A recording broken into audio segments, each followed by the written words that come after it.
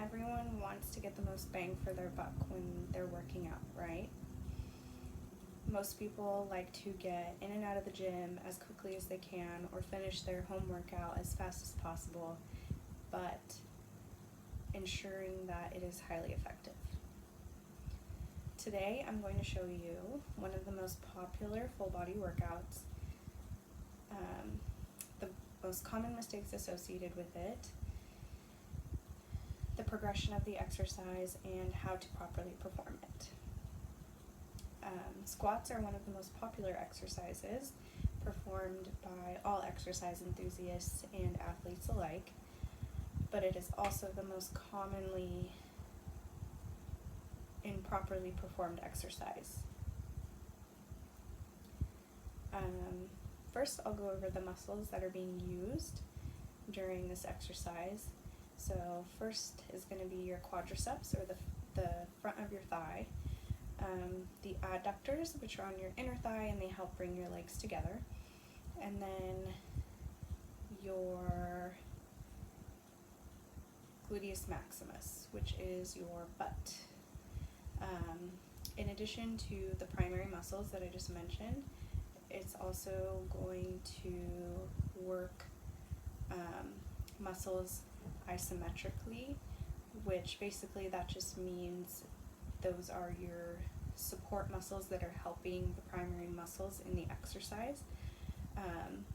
So an isometric contraction is just a constant contraction throughout the entire exercise, whereas the primary muscles are going to go through phases of contraction and relaxation.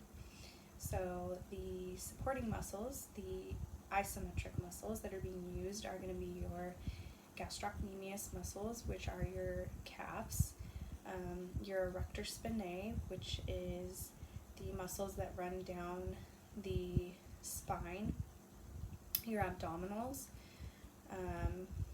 and your hamstrings, which are the back of your thighs. Squatting is considered a functional exercise because it uses so many muscles at the same time.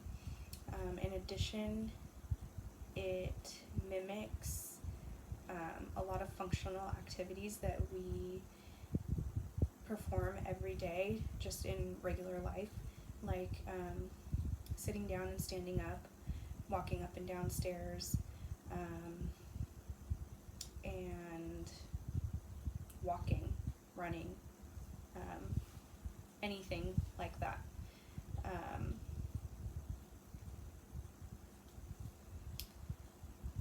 So now I'm going to go over some common mistakes that I see with my clients and just people in the gym in general. The biggest thing that I see is a rounded back. So you'll see people with the rounded upper back, and that is just going to put a lot of stress on the back, eventually causing a lot of low back pain. It could potentially cause bulging discs and things like that.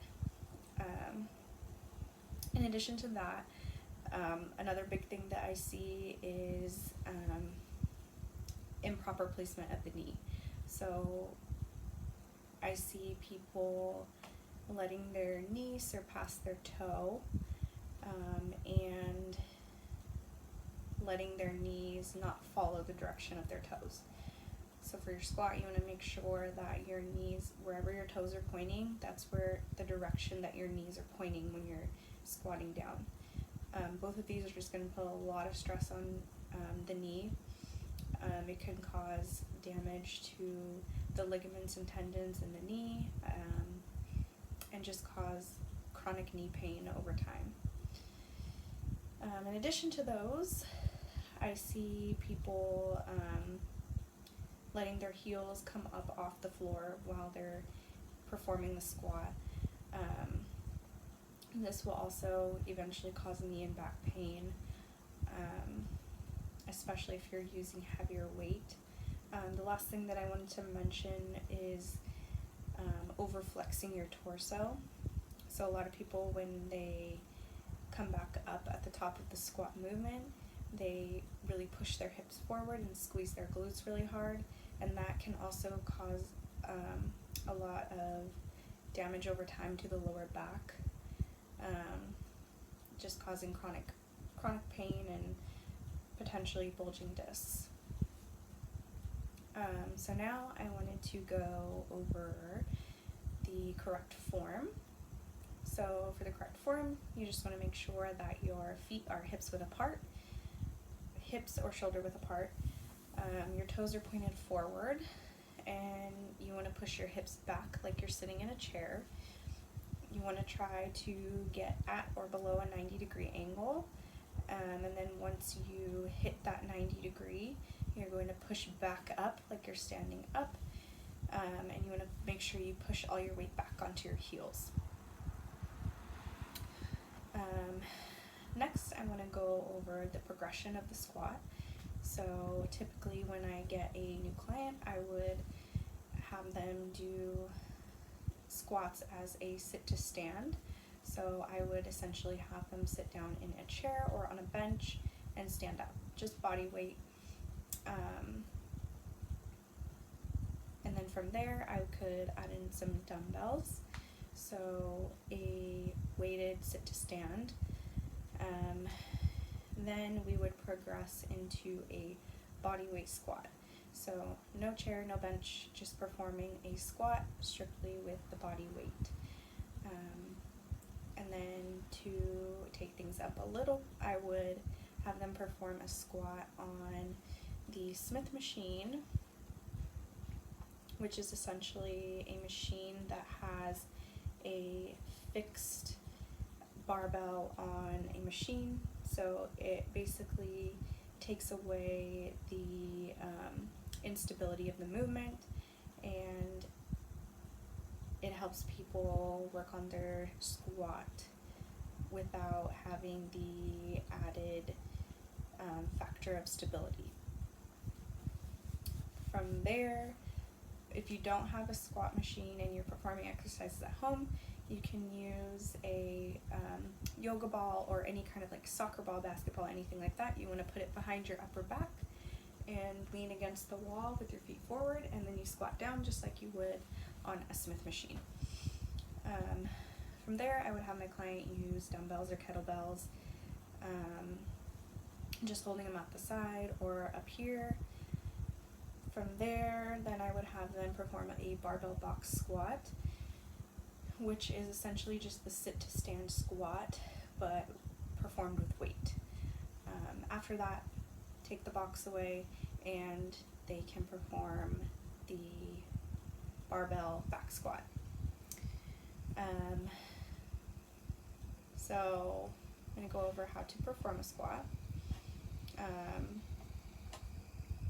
As I mentioned, you want to start with your feet hips width apart. Your toes are pointing forward, and your knees are tracking in line with your toes. You want to push back your hips like you're sitting down in a chair, and then return to the standing position while pushing through the heels. What you need for a squat, if you're at home and you're just performing body weight squats, you don't need any equipment. If you want to spice things up a bit, you can grab any weighted object in your house, anything that's heavy, semi-heavy. You can throw your kid on your shoulders, your dog, cat, whatever. Water gallons, or if you have some weights at home, you can always just use those. So now I'm going to show you how to do it.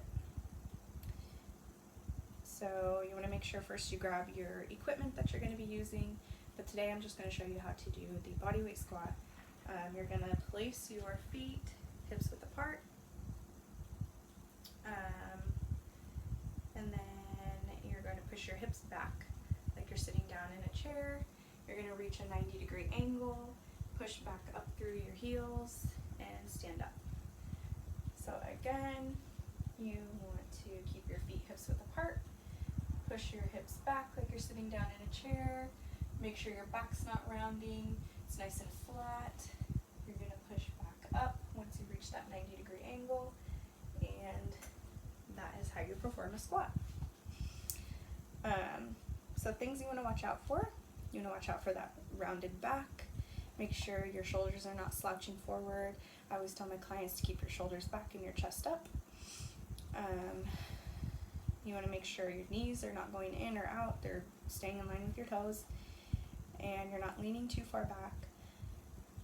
Want to make sure your knees don't go over your toes and your heels stay flat on the floor, which is why I always remind my clients to keep your weight back on your heels when you're pushing up through the squat. And then just a little recap. So the muscles being used, you have your primary muscles, which are going to be your gluteus maximus, your quadriceps, and your adductors or your inner thighs. The isometric muscles, which are just your support muscles helping out the primary muscles. You're going to have your abdominal muscles, your hamstrings, your gastrocnemius, and most importantly your abdominals, which is where all your stability comes from. The common mistakes are going to be the rounded back. You want to watch out for that. Watch out for the heels coming off the floor, the knees not staying in line with the toes, knee coming over the toe, and not keeping those shoulders back. And for your correct form, you want to make sure your knees stay in line with your toes. Toes are pointed forward. Chest back, shoulders up, back nice and flat, abs in tight. And then the squat progression. So remember, the squat's for everybody. It can be as easy or as hard as you want. You start with sit to stand and then just body weight. Add in some dumbbells. Then you can go to the Smith machine or the yoga ball. And then you could do box squats. And lastly, you have your barbell back squat.